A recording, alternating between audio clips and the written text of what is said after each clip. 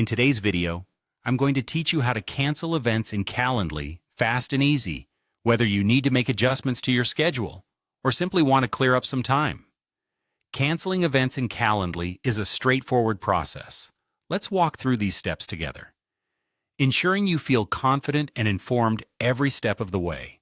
First, we'll want to start by opening up a web browser of your choice and heading over to the Calendly website.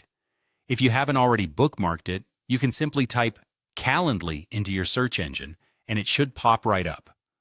Once you're on Calendly's homepage, go ahead and log into your account.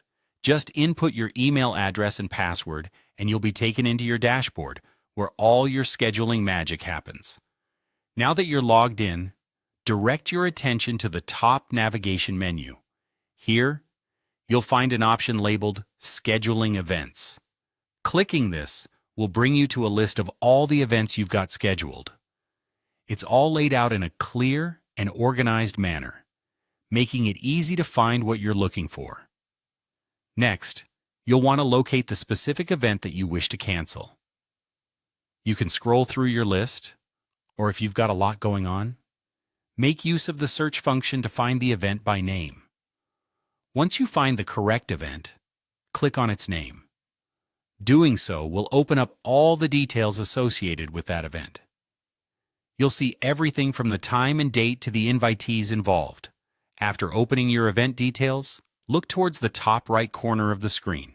You'll notice a set of 3 dots. These dots serve as a menu icon, providing further options related to your event. Go ahead and give that a click.